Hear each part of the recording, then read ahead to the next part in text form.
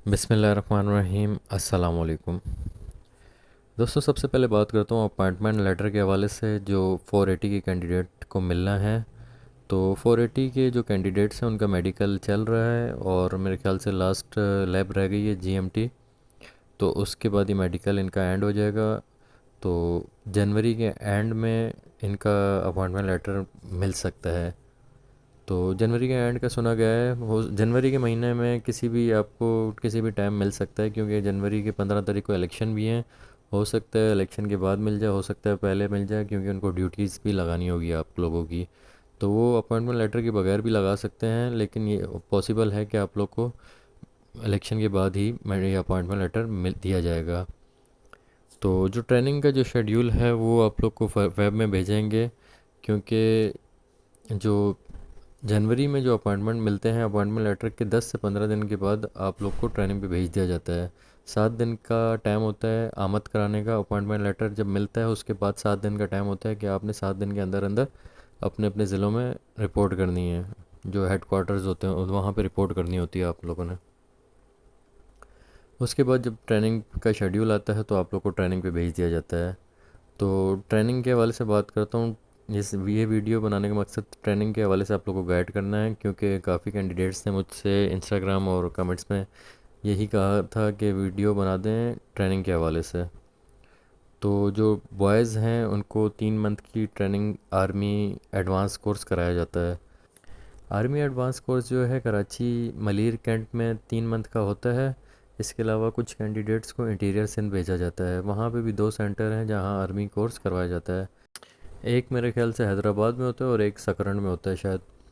तो ये army advance course सिर्फ बॉयज़ के लिए है। इसमें लेडीज़ या गर्ल्स जो हैं इनको ये कोर्स नहीं करवाया जाता।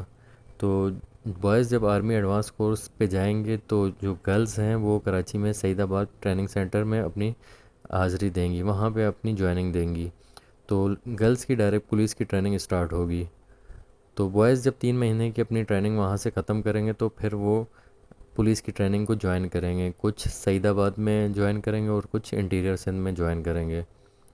तो ये जो लिस्टें हैं इंटीरियर सिंध की या कराची सेंटर की, ये केपीओ से बनती है। अगर कोई आपका लिंक है, अपनी मर्ज़ी से नाम डलवाना चाहते हैं तो आप केपीओ से अपना नाम अपनी मर्ज़ी का ट्रेनिंग सेंटर में डलवा सकते हैं, अगर किसी की जान पहचान है तो।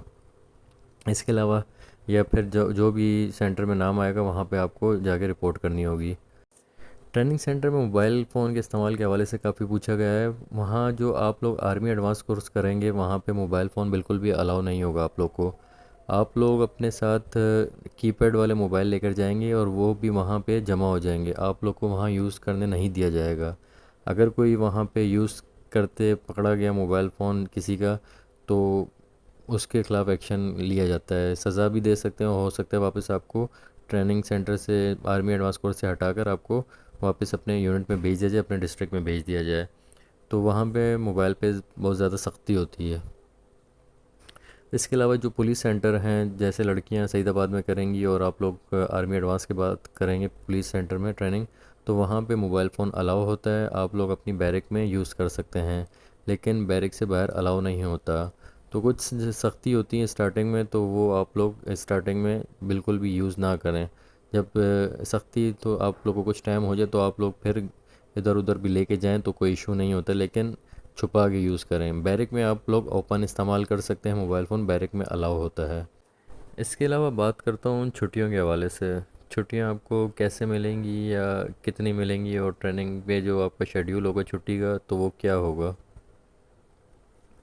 आर्मी ट्रेनिंग में जो शेड्यूल होता है वो वीकेंड पे होता है। वीकेंड पे आप लोग फ्राइडे वाले दिन घर आते हैं और फ्राइडे के बाद आपको संडे को शाम को वापसी रिपोर्ट करनी होती है, मगरिब से इशा तक के टाइम पे। तो जो कराची वाले हैं वो तो आ जाते हैं, जो इंटीरियर वाले होते हैं उनको आते आते टाइम लग जाता है। कुछ लोग वहीं पे रुक जाते हैं, कुछ आ जाते हैं। तो ज़्यादातर लोग आ ही जाते हैं, क्योंकि घर सबको आना होता है, घर सबको अच्छा ही लगता है अपना घर। तो इसके अलावा जो लड़कियों का सीन है सईदाबाद में, तो वहाँ पे भी वीकेंड होता है। तो वीकेंड हर हफ्ते मिलता है। कोई आद ड्यूटी आ जाए तो वो अलग बात है, ड्यूटी के दौरान वीकेंड ऑफ कर देते हैं, लेकिन वीकेंड हर वीक मिलता है। वहाँ पे भी जुमे को, पुलिस ट्रेनिंग में भी जुमे को ही मिलता है। और फिर मंडे वाले दिन, पीर वाले दिन सुबह परेड में आप लोग को शिरकत करनी होती है। वैसे नॉर्मल डेज़ में पीटी होती है, लेकिन मंडे वाले दिन पीटी नहीं होती। मंडे वाले दिन डायरेक्ट परेड में आना होता है। पीटी सुबह फर्स्ट टाइम होती है, मतलब 6 बजे, सवा 6 बजे, 6:30 बजे फ़ालन होता है। वो फजर की नमाज़ के बाद के हिसाब से होती है। फजर की नमाज़ जिस टाइम ख़त्म होती है उसके बाद आपका पीटी का टाइम होता है। पीटी ख़त्म होने के बाद फिर आप लोग की परेड होती है। परेड का टाइम 8 बजे से सवा 8 बजे तक का होता है। तो मंडे वाले दिन का यही होता है कि मंडे वाले दिन आपने सुबह 8 बजे तक पहुंच जाना होता है सेंटर, या 7:30 या पौने 8 बजे तक सेंटर आपको आना पड़ता है। तो इसके अलावा फिर मंगल, बुध, जुमेरात, जुम्मा, ये आपको सुबह 6 बजे उठना होता है पीटी के लिए। इसके अलावा मेडिकल, अगर कोई बीमार होता है, मेडिकल लीव आपको मिल जाती है। वहाँ पे आपको अपने उस्ताद जो होते हैं वहाँ से उनसे साइन करके एमआई रूम जाना पड़ता है। वहाँ से डॉक्टर आपको रेस्ट देता है। डॉक्टर आपको बेड रेस्ट भी दे सकता है और लाइट ड्यूटी भी दे सकता है, मतलब लाइट आपसे ट्रेनिंग ले लें, लाइट ट्रेनिंग भी आपको लिख सकता है। तो अगर ज़्यादा तबीयत ख़राब है तो वो कंप्लीट बेड रेस्ट दे सकता है। और अगर तबीयत ज़्यादा ख़राब हो रही तो वो आपको बाहर किसी हॉस्पिटल में भी एम्बुलेंस के थ्रू लेके जा सकते हैं। तो इसके अलावा जो छुट्टी आपको किसी शादी के लिए चाहिए तो उसके लिए आपको डीएसपी या एसपी के पास पेश होना पड़ता है, दरख्वास्त लिखनी पड़ती है। तो आपकी ओआर होती है, उसमें आपको एसपी या डीएसपी जो भी ओआर लेगा तो उसको आप अपना रीज़न बताएंगे कि आपको छुट्टी क्यों चाहिए। तो आपको वो अगर ये मुनासिब समझेगा तो आपको छुट्टी दे देगा। इसके अलावा कुछ भाई ने पूछा था कि स्टडी का हमें टाइम मिलेगा या नहीं मिलेगा, वो आगे पढ़ना चाहता है। तो दोस्तों, पढ़ाई तो आप कभी भी कर लो, ज़ाया नहीं होती। पढ़ाई तो आपके ऊपर होता है, आप टाइम निकालो पढ़ाई के लिए।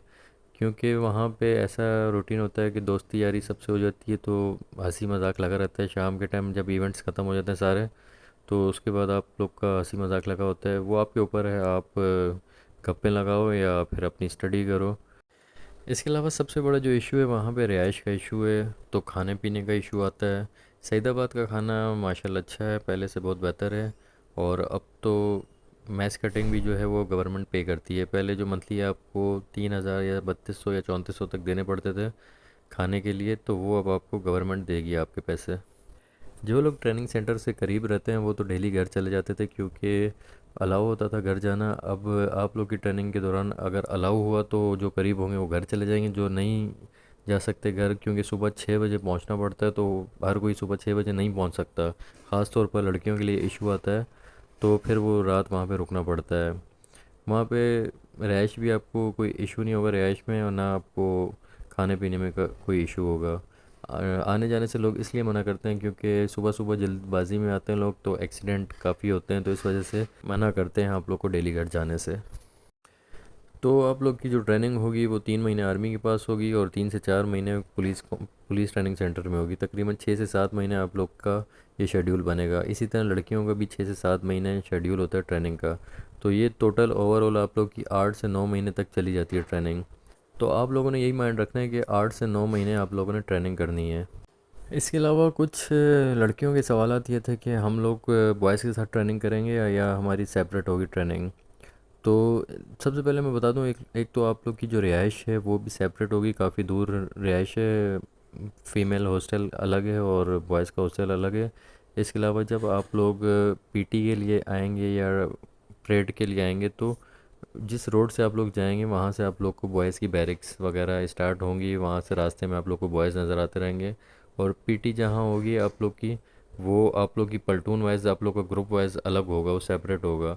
और बॉयज़ का अलग होगा। लेकिन ये है कि आप लोग एक दूसरे को देख सकते हो दूर से।